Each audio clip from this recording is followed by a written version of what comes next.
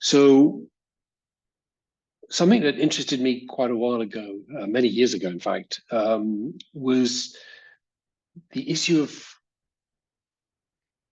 trying to balance the different trade-offs in a clinical trial design, and wondering how you could do it. What was a good metric for assessing all the different, sort of combining all the different operating characteristics into one value that would allow you to home in onto, if not the best design, then certainly a good design. And expected net present value is certainly one way of doing this, and that's what we're going to look at today. So there are a number of these trade-offs that we might look at implicitly, explicitly, or maybe even sometimes just implicitly. In phase 3, there's selection of endpoints, selection of population, selection of sample size. And these will affect things like what the addressable market is if we get registrated, what's in the expected label, what the power of the trial is, in other words, our probability of success, but also what's our time to market. And as you vary these things, inevitably, some of the things you want go up, but some go down. And how do we choose where to strike the balance? In phase 2, you have almost all the same concerns as in phase 3, but you have additional flexibility. You've got additional decisions to make, like how many doses to include in the trial, which doses to include in the trial, how to manage looking at safety as well as efficacy, how to select that dose that's going to go into phase 3. And also, you've got more freedom as to what level of type 1 error you'll accept, because that's now down to the company or the organization doing the phase 2, and it's not so prescribed by regulators. And we've got various things to consider, as well as all the ones for phase 3. We also want to take into account, well, how likely are we to succeed in phase 3, and what is the quality and the accuracy of the selected dose, and indeed how important is the quality and accuracy. Maybe it doesn't matter if we're a dose strength out, maybe it makes all the difference. So just to try to motivate this quite quickly, let's take a look at a very simple example where basically we're going to look at sample size in a simple phase 3. And of course, with a larger sample size, we'll have greater power, greater chance of success. But of course, our phase 3 will cost more, and it will take us longer to get to market. And conversely, the smaller sample size, it has lower power, it's less likely to seed, but it's cheaper and quicker to market if we are successful. So how to make that trade-off? And something I'll be showing today is a tool we built some time ago called Quotes, which kind of does the maths for us. So if we do some simulations in facts, we can load them into Quotes and provide some values for expected costs and expected revenue, and it will take into account, it will use the simulations to drive expected success, and then it'll calculate expected net present value given duration and costs and so on. So our simple example, imagine we've got a simple 2-arm phase 3 study, but there's a lot of uncertainty about the likely effect size. So rather than simply say, no, pick a number and power it for that, we acknowledge that in this case, the possible rates with a control rate of 0.2, our treatment might have a treatment effective rate of 0.3, 0.35, 0.4, or even 0.5. So this is a dichotomous endpoint. Higher rate is better. It's 26 weeks to the endpoint. So there's a bit of a time factor going on here too. And our expected accrual is 10 a month. So if we just pick a bunch of trial sizes, 100, 200, 300, 400, 500 for our trial. That's total sample size, not per arm. And then we can simply look at the power over these different effect sizes. You'll see, not surprisingly, that the higher power, so it's pretty easy to guess which curves these are. The lowest curve here is the sample size of 100, then 200, 300, 400, 500. And you can see, not as we know with sample size and power, that we get to diminishing returns. So the step up in between each curve gets smaller and smaller. But some of these might be worth having, but maybe we can see just from this that maybe from 400 to 500 is probably not buying us a lot of extra power, unless we're really concerned about the small effect size of this effect size is 0.3. But all the other steps in sample size, we do seem to have meaningful increases in power of sort of 10%. But these are quite big changes in sample size. So how do we choose? So we just come up with a relatively simple cost function. Let's say our baseline cost is 10 million, that it's $1 million per month, and 50,000 per subject. And if we get significance, then we'll have, imagine some simple function that will give us the value, which will take into account the treatment difference and how much duration we have left after taking off the time to execute the phase 3 trial. So not using the sample size, or using the overall sample size of 300. So N per arm is 150. And with a large effect size, then we get a histogram of the expected value that looks something like this. So we have some cases down here where the phase 3 fails and the value is negative, so all we have is costs. If we're successful, then the cost is going to depend on the observed treatment effect and how long the trial actually took. And so you can see some example outputs here of the costs, our earnings, and the net. And net that there, for instance, 9 is a failure, so there was no earnings. And if we do that over a number of simulations for each sample size, we can then plot it for the different expected treatment effects, and we'll get curves like this. So you can see that the huge effect size, we get a lot of value for having a small trial. So the small trial, this effect size is still quite powerful, and of course, we've got least cost, quickest to market, and so the highest value.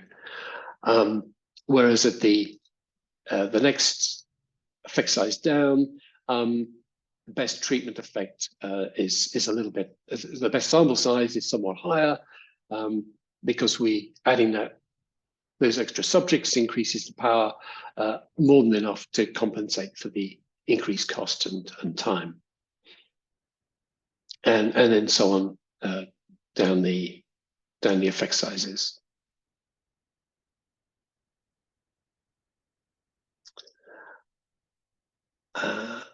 And I think this pink one here is the aggregated, is the average across all the different effect sizes. So let's explore this that gives a rough indication of what we're looking at. So let's explore doing this in facts and using the quotes tool to come up with the expected net present values. And then let's perhaps also consider doing a more fancy design to see if we can extract more value in this development program. So it's FACS core, dichotomous, sample size of 100, time to the endpoint is 26 weeks. There's going to be 2 arms, control plus an investigational arm.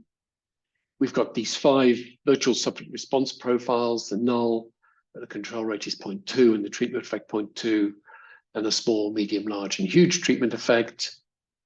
We just consider one accrual profile of 2.5 subjects per week and no dropouts. Then we're going to have just a simple, this is phase 3, so we'll use a simple p-value QOI, add the correct decision QOI. FACS currently, it doesn't have a way of turning off the Bayesian analysis, and in a moment we're actually going to use it, so we'll just leave that with a very simple independent dose model with non-informative priors on the 2 arms. Allocation will be 1-to-1. Success and futility will be simple p-value compared to 0.025, and we're going to run 1,000 simulations. And then we're going to repeat that by creating different versions of the FACS file where we change the maximum sample size up to 200, then 3, then 4, then 500.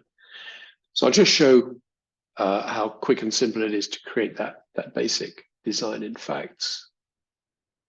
So what I'm going to do is change desktops. What I used to do was just show one desktop and then switch between my virtual machine and the slides. Whenever I do that, the virtual machine seems to reset its display settings and makes everything too small. So I'm trying a different approach here. So we'll switch to the desktop, and we'll just show setting this up. I'll just do this for one, obviously, in FACS, because the rest will all look very similar. So it's a new core design, the dichotomous endpoint.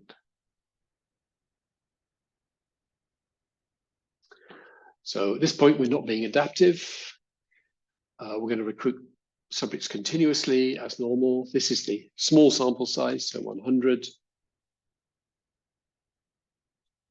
Response is a positive outcome, and the time to endpoint is 26 weeks. The treatment arms, we just got 1 plus control. I could actually explore all the different sample sizes within one FACS file by using the variants. But to load, what I will want to do is to load different sample sizes, different designs into quotes. So I'm not going to use that, and I will actually do this as separate FACS files. And then we have the 5 virtual responses. We have a null response.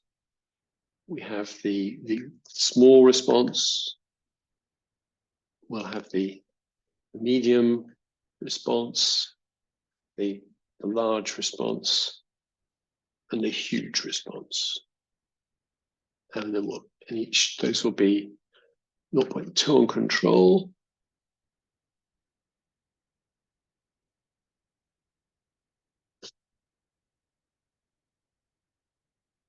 0.2 on control again, 0.35 for the median,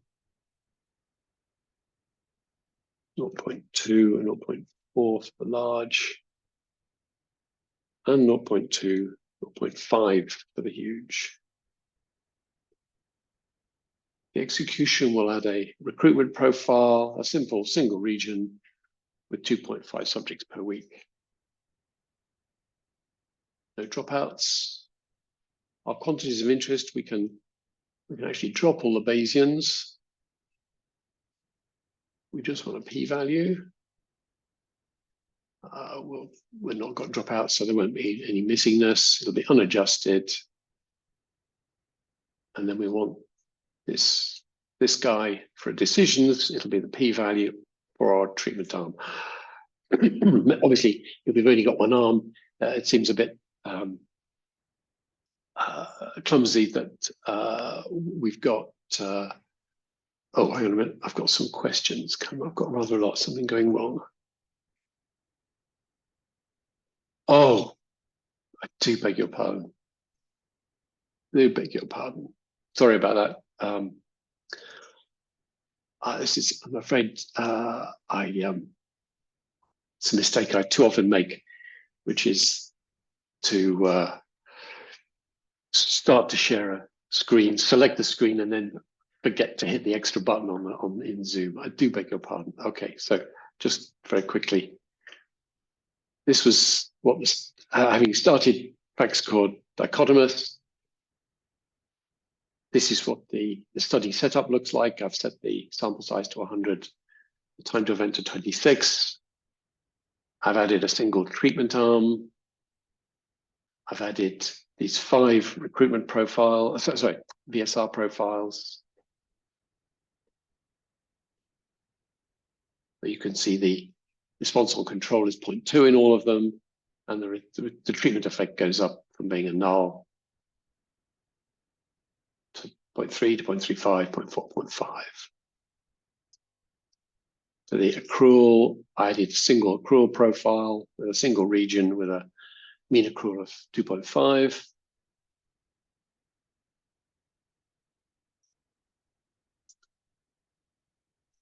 No dropouts.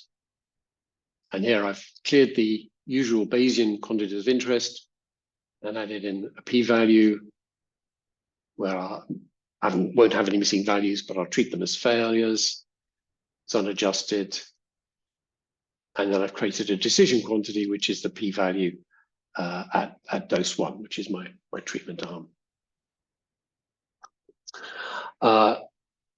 We should make facts a little more friendly, and it automatically create these decision quantities when you create a QI. But so it's just a little bit manual, but you have to add that in.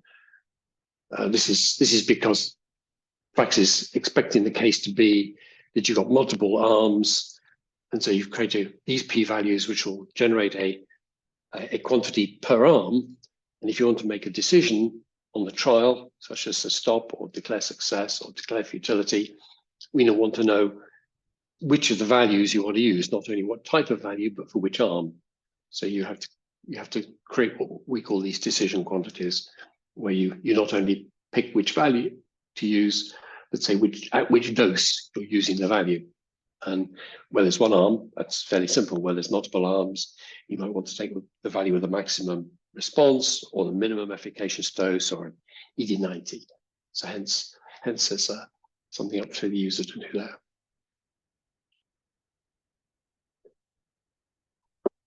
On the design, we'll just use a simple independent dose model. And this is the standard non-informative prior for the dichotomous endpoint in the log odds space. We're not interested in the separate frequentist output. We're going to use the p-value within the full facts output. We'll use simple one-to-one allocation, and our success criteria will simply be the p-value is less than 0.025. And that's it. We've created our simple design, and we can now run some simulations. Fact says, well, where do you want to store these?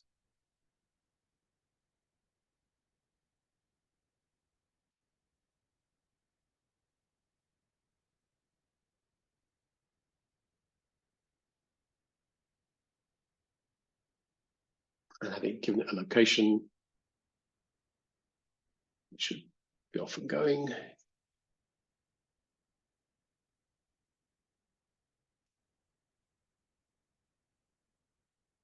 And because there's such simple designs, the simulations run in just a few seconds.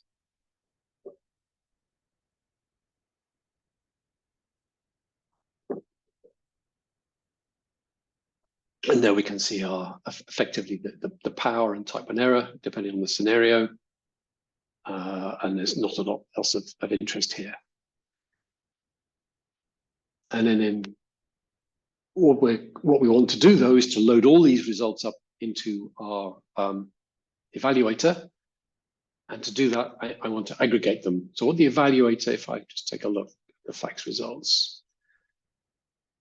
So this is the folder where I stored my facts file. This is the results folder it created for it. Name of the facts file _ results. Within there's a folder per scenario. And within that, we've got a number of files. The ones we're interested in today are what we call the simulations files.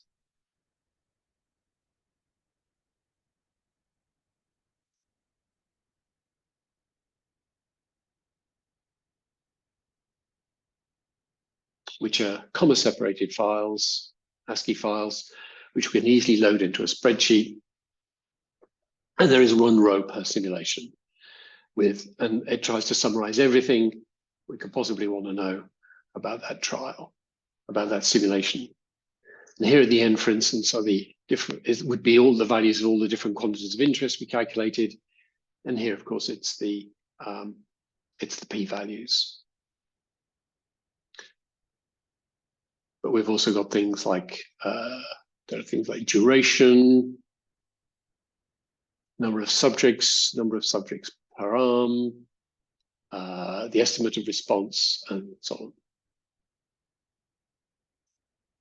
And if I click aggregate, what it's going to offer to do is to aggregate all the results across all the different scenarios, and it'll actually aggregate all the different output file types.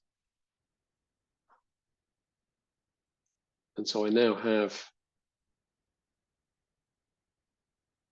in the results folder, I've got these aggregated files, the ag_ files, where it's ag_ name of the facts file, and then the file type. And here we want the simulations.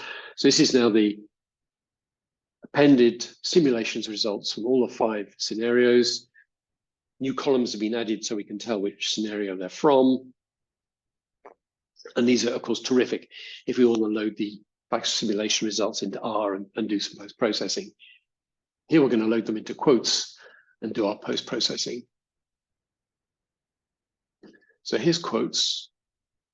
We tell it what kind of trial it is we're looking at. We're looking at a core phase 2 trial, the dichotomous endpoint. It's got a control arm, and responses are a positive outcome. We now need to import the data file. So here's the directory we're in. I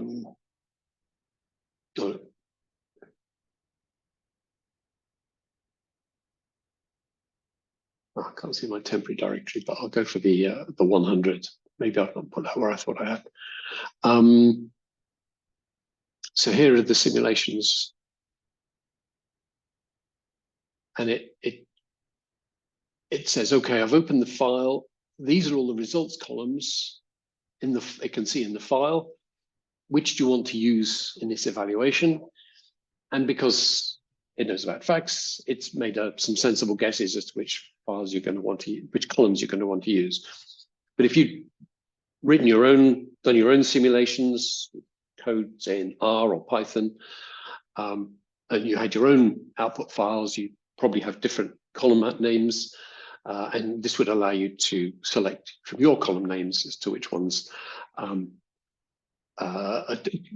quotes was to use. And it just wanted to know, well, what's the true mean response you've simulated? What was the duration of each simulated trial? What was the observed mean response on that in that trial? And how many subjects were recruited? And there's a further thing, but we don't use it currently, for if you've also simulated safety. And then there's how you made the decision at the end of the simulation as to whether the trial was a success or not. And here we're just going to say, well, we'll use this is summarized by facts as ones or zeros in a column called success combined. So that's the one we're there.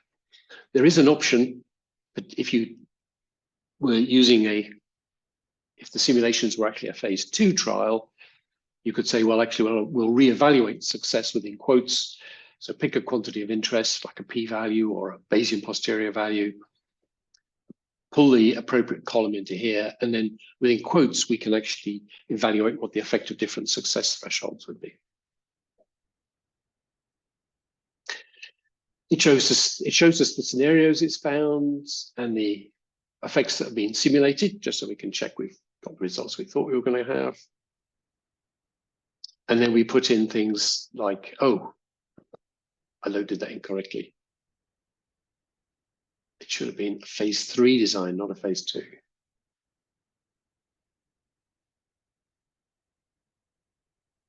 Anyway, I shall skip to one I did already in that case.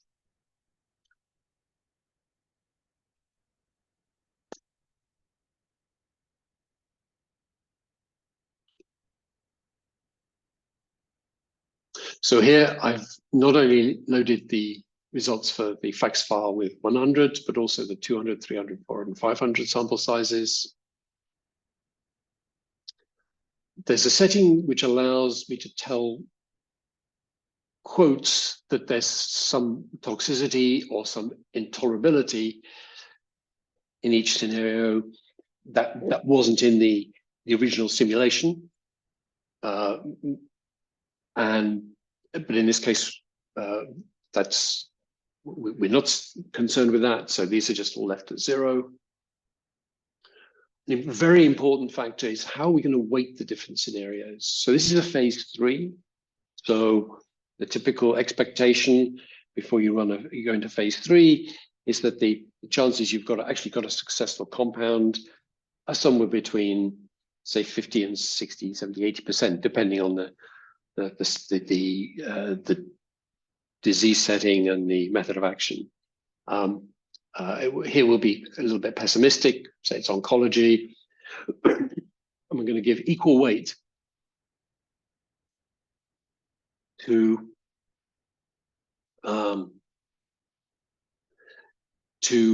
the null and all the alternates. So as there are 4 alternates, we'll give a weight of 4 to the null, and then equal weighting to each of the different alternate scenarios. Then we enter the development time and costs. So the costs, we've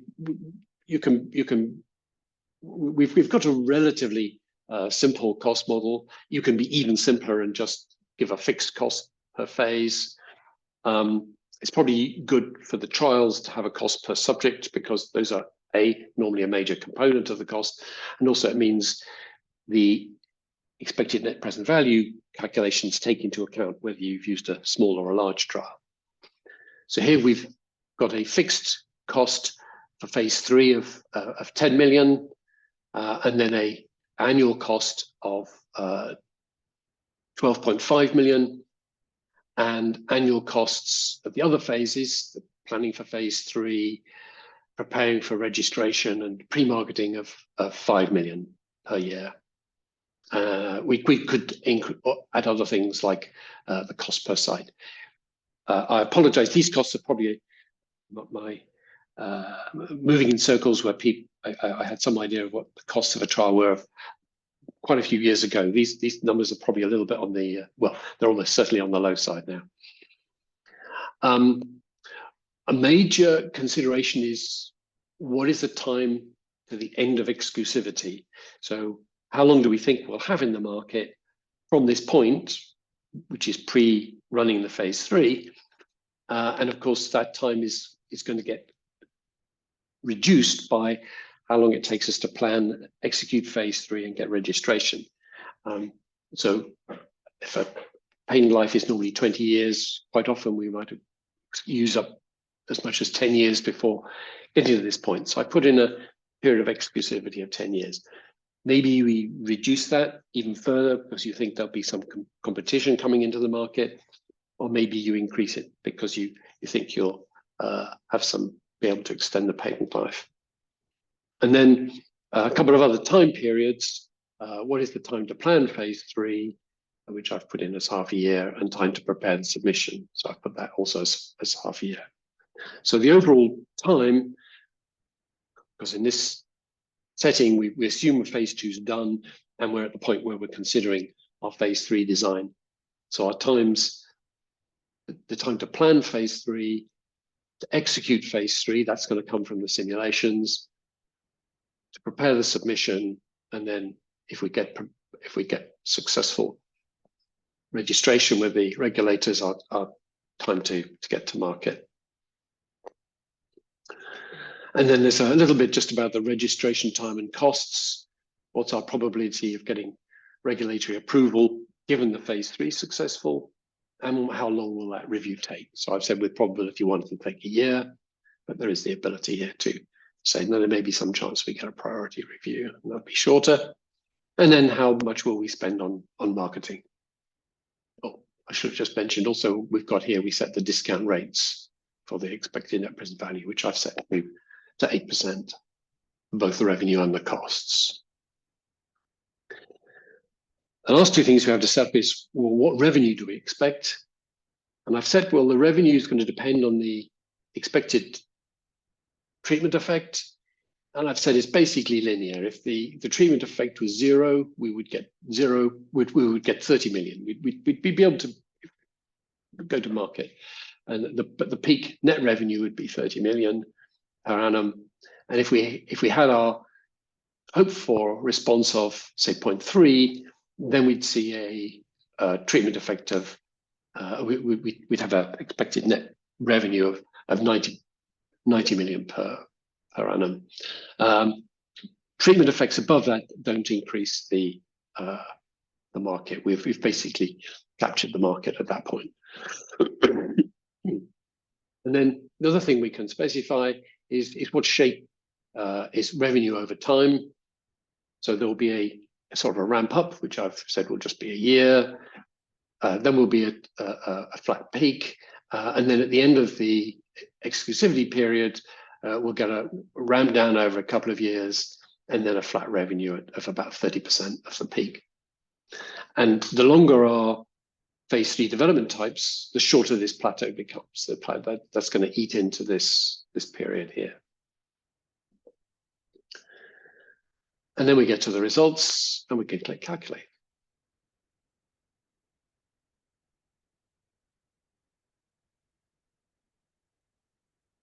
So now we get quite a lot of data for each one. The headline number is, so for each of the different designs, 100, 200, 300, 400, and 500, we now have the expected net present value aggregated by the weighted averages over the scenarios and per scenario. And you can see that the 2 arms fixed has done very well with a aggregate net present value of 60 million. And then for 200, it's 57 million, and then 40, and then it declines as the sample sizes go up. So these larger sample sizes, while it increased power, the cost and the delay to getting to the market has meant that the increase in power hasn't compensated us for this extra cost and time. So you can see, for instance, at the null, the cost has gone up from 23 million to 39 million. You can see that for this next sample size, 200, for the small, medium, and large scenarios, it has increased the net present value from 26 to 40, 89 to 117, 165 to 188. But for the largest, it's actually decreased it from 296 to 272. So this is the scenario where the small sample size has actually got decent power. You can see our probability of winning phase 3 is nearly 90%. And with the small sample size, whereas all the other probabilities are quite low. Going up to 200 has significantly increased the power, but of course for the largest one, there isn't much extra power to gain. And so it's in that setting, the small design has increased net present value rather than losing it. And we can see other things, the costs, the net present value, if there's been any safety or intolerability, the discounted revenues, and then we can see the effects of time, and we can see how this plots out the steps that we've simulated, and you can see how the time has gone up because of the phase 3 completion time going up.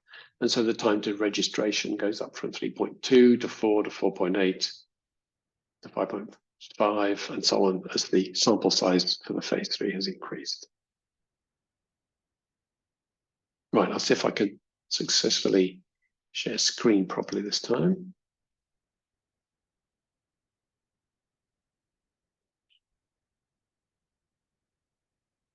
So we covered the importance of aggregating.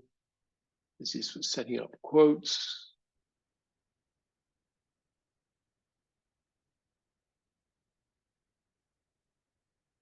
Oh yes, there's a nice graph in quotes. I'll go back and show you, but before I do that, let's just move on to this is the summary slide I pulled together. So here's the net present value. So the first 3 sample sizes, you can see them decreasing.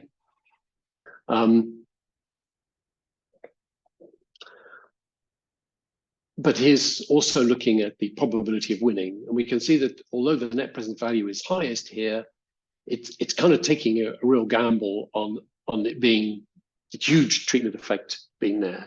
So if we went for the small sample size, it would be quite risky. And it shows how this expected net present value actually hides some very important things under it. And you need to look under the hood to see where what the composition of this figure is. And it does actually make one think, well, actually, perhaps the scenario weighting isn't quite correct here.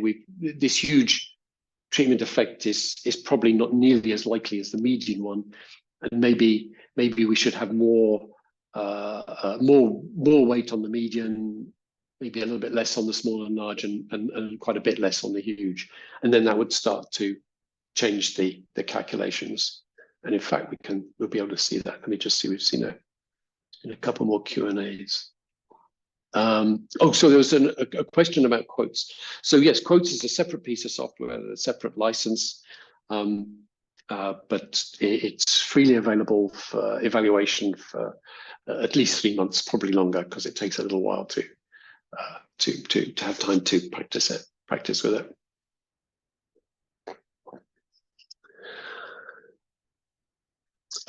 So yeah, very quickly. So let me just show you. Let's just go back to the other screen, remembering to actually click share this time. So we've got some graphs here. We can so this is the graph that's shown in the slide. Here we can plot the eNPV, where each design is a different line, and then across the x-axis we have the different scenarios. So you can see the 200, the coloring on the legend isn't actually that clear, I confess, but this 2-arm is pretty much the best, except at the huge treatment effect where 100 is, and of course the cost in the null is for 200 is worse or higher than the cost for the 100, and taken overall, that has meant, given our weightings, that the 100 came out with a net slightly higher net present value. But what I'm going to argue is that we'd be a little bit unhappy with that.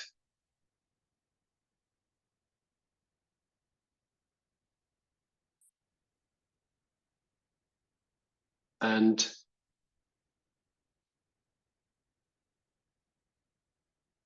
beg your pardon, some of the other questions.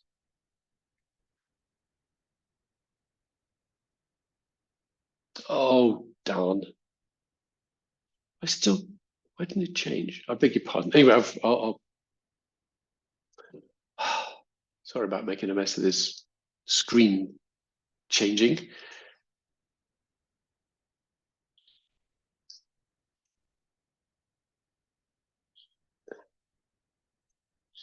This was me trying to show the graph. I do beg your pardon. So this is the graph we have of showing the net present value for the different designs over the different scenarios.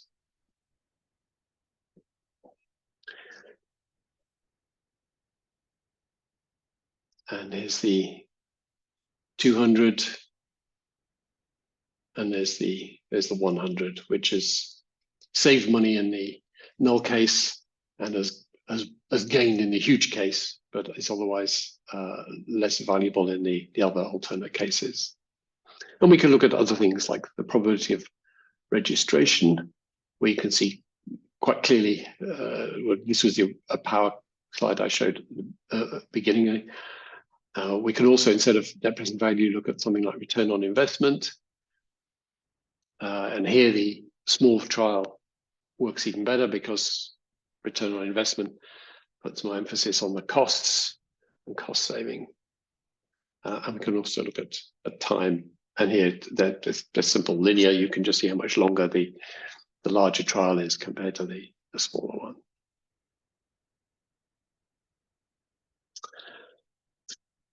Sorry about that.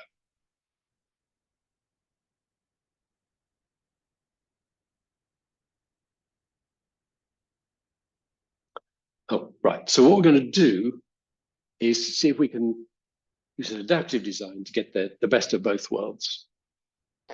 So we're going to turn on adaptation, and we're going to turn these into what we call Goldilocks designs. They're like group sequential, but because of the time to endpoint, which group sequential tends to not take into account, we're going to, instead of using p-values at the interims, we're going to use Bayesian predicted probability of success.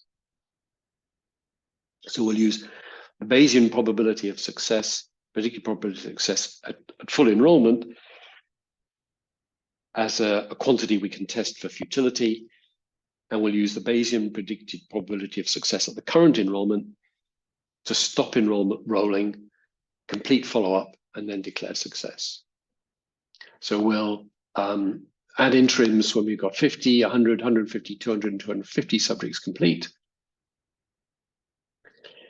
And the first thing we do is, before we set the stopping thresholds, we run some simulations with the QOIs in place, with the interims in place, and we output a weeks file for every simulation we do, so 1,000 weeks files. And this allows us to use some graphs in facts, which will give us a rough idea of what a sensible stopping threshold will be.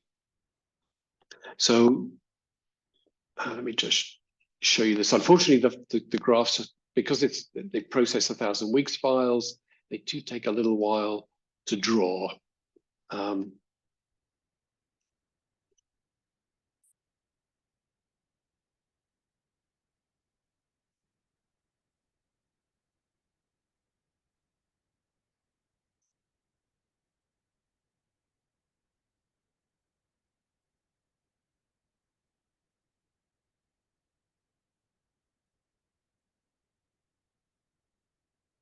So we pick a scenario. So for instance, if we want to look at success stopping and choose a threshold which is not going to inflate type 1 error, we look at the null scenario, which shows the scenario graphs, and then we look at the explore early success criteria.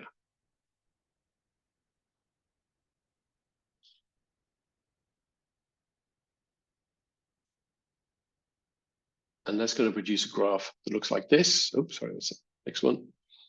And then we can look at the same graph for, say, the median scenario. And what it's done is it's plotted some pre-canned stopping thresholds, the cumulative number of simulations that would have stopped for success at these different thresholds. And we can see that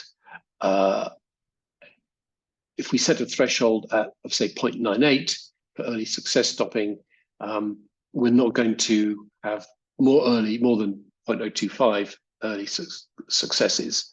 And in fact, we hope for a little bit less, and we hope the ones that do stop early for success are actually those that would have gone on to be successful anyway. So they haven't actually inflated our type 1 error, they've merely become early type 1 errors. And we can see that that would, in the median case, that would give us some useful stopping.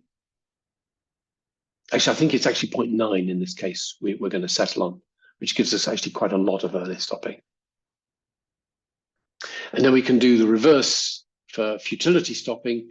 We can look at our alternate scenario where we don't want to inflate the type 2 error, and we can look at find a good cautious boundary, say in this case 0.02, and see that in the null case that will give us decent early stopping. And so we use those two for our stopping rules. So we said from interim 1 onwards, we'll stop for futility if the predicted probability of success at full enrollment is less than 0.02, and we'll stop enrollment and follow up if the predicted probability of success at the current enrollment is better than 0.9. And that gives us a whole new set of simulations which we can load into quotes and evaluate.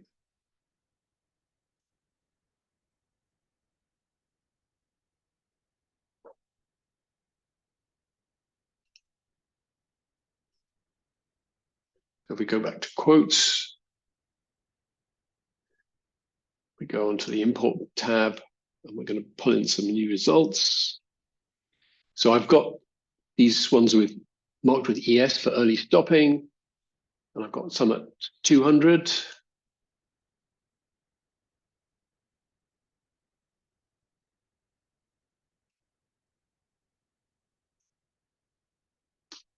And some at 300.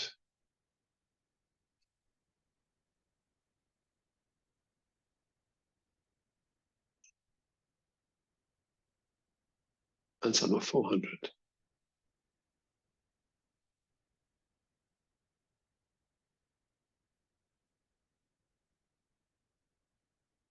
Obviously, the larger sample sizes will have more interims because they've gone for longer, and the interims have been done every 50 or so complete.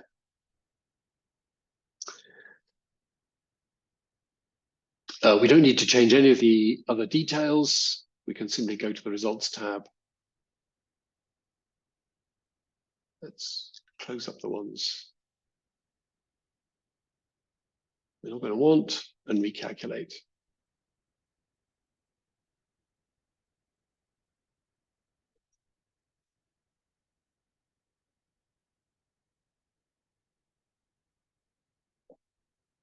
So we still got 60 million as the average aggregate net present value for the small, and 57, 58 million for the phase for the 200.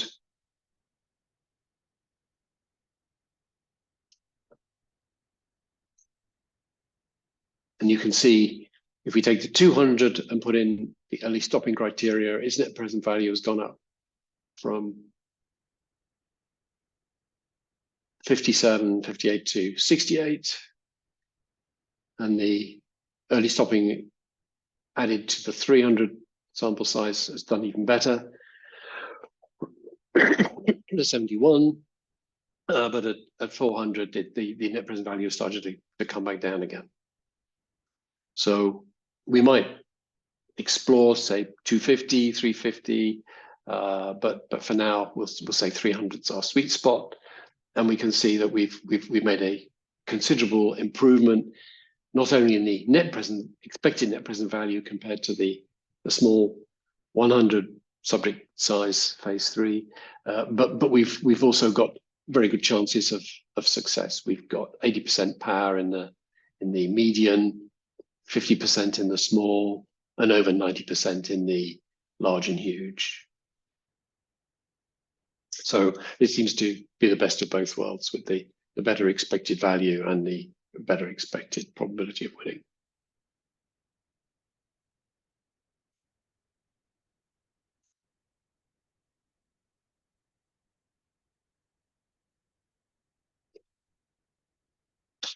And there's the expected net present value graph for all the designs, showing how it's beating all the other designs except for the costs in the null case for the 100. But it's, even though its max is 300, its average costs are the same as the fixed 200. And they're replacing the 300 columns as the results for the adaptive 300. And again, you can see that not only the overall, but apart from the costs, its expected net present value in each of the alternates is better than the 100. And the power is better than the 200, and is actually only a couple of points off the fixed 300. Unfortunately, because of my mistakes, the screen sharing, I've got a little less time to do this. So I will just give a hint of what we might have been able to see. So what we've been looking at is simulations where we've done the phase 3 simulations in FACS. What we can do is load simulations that were from phase 2. And then we can get quotes to do simple phase 3, effectively power calculations, either for fixed trials or a group sequential. And it can calculate the power and the expected sample size and the duration. So that enables us to then explore the more complicated setting of designing the phase 2, or the phase 2 and the phase 3 to optimize the overall program. So my example was kind of inspired by the FDA's Project Optimus initiative. So here you can see a graph from a sort of conventional simulation of a phase 1 trial, of a phase 1 oncology dose escalation trial, where it's tried to pick the maximum tolerated dose. And what we know is that the chances of picking, in inverted quotes, the right dose, the dose that really has the maximum tolerated toxicity, is typically fairly low. It's in the range of like 60%. You can see the green means it's in the correct zone, and the height is how often that dose got picked in these different scenarios. And then you can see quite often there's quite a high probability of being on the shoulder, of being either one dose up or one dose down. So what I thought would be interesting was to do a simulation exercise to compare just taking the best dose from phase 1 to taking 3 doses from phase 1, the pick dose and the dose up above it and below it, as to see. But of course, this is going to make a bigger phase 2 and more costly. What's the effect? So I just consider this kind of one scenario, with, for brevity, obviously we'll want to consider several of these settings. And I've assumed that the odds of picking a dose too low is 20%, picking the dose in target is 60%, and being above is 20%. And then I've assumed that the hazard ratio on the time to event endpoint that we're going to simulate for efficacy just goes up with dose strength. So it's 0.8 is if you take the 1,000 milligram, then 0.7, then 0.6, then 0.5, and then 0.4. But equally, the toxicity is going up. So in this setting, the good choice is the 1,500 milligram with a hazard ratio of 0.6 and a toxicity of 0.25. And so all my scenarios are kind of drawn from this one underlying scenario. But what's different is which doses I've picked just to go into the phase 2. So it could either be just the single dose in the box. I could have this dose, or this dose. Or if I've taken 3 doses, it could be these 3, or these 3. And of course, I'm going to also simulate a null. So I've got simple non-informative priors. Obviously, I've got to check for toxicity. So I'm simulating a binary safety endpoint at 6 weeks, and we're going to, if it's one arm, we'll drop the we'll stop for futility if the probability that the toxicity is less than 0.3 drops below 0.2, and will be a success at the end if the probability of the hazard rating being less than 1 is greater than 0.8. The 3 arms will estimate using the FACS MED quantity of interest, will estimate the MTD for a rate of 0.25. Again, we're going to drop arms rather than stop for futility. We'll drop any arms with the probability of the toxicity being less than 0.3 is less than 0.2. We'll stop early for success. It is better than 0.98. And we'll stop success at the end, we'll declare success at the end if the probability of the hazard rate less than 1 is greater than 0.8. And you can see here from the phase 2 results, we've got similar, rather weak control of type 1 error, similar power in these two, but a lot less power in this one where we've taken too high a dose, because in the 1 arm, you fail because you've got too much toxicity. In the 3 arm, although you've taken the high dose, you've actually also included a lower dose. So we can still be powerful and still choose the correct dose out of it.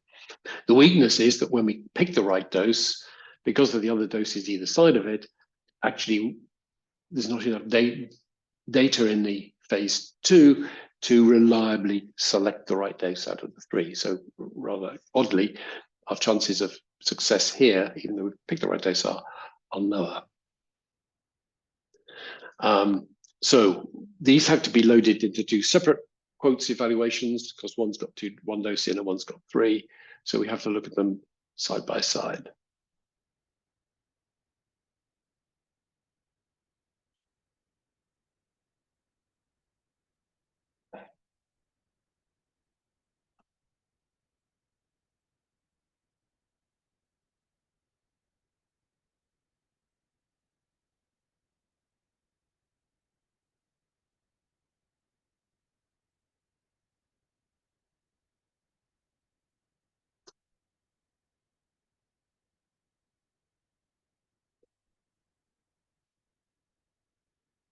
So we can see that if we have a fixed, although it's not that fixed, it's doing arm dropping, but it's not stopping early for success, the 3 arm setting has a lower expected net present value than the single arm. It's got this much higher cost, and it doesn't do so well in the mid selected the correct dose scenario. If we include early stopping for success, then we match the net present value with the multiple arms. The other thing I'd like to just show you in the last moment is we've got this ability to do optimization. So for instance, we can reevaluate different success thresholds and see how that affects the net present value. But I'm afraid I see I've run out of time.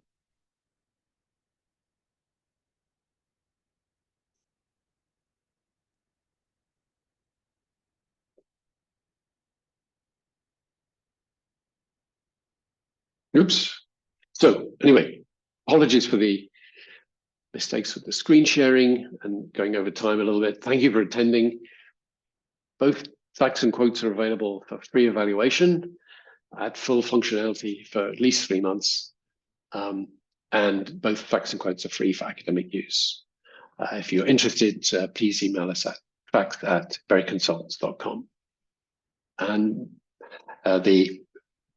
in March, the FACS webinar will be on March 15th, Friday, March 15th, and we'll be looking at response adaptive randomization. Hope to see some of you there. Thank you very much.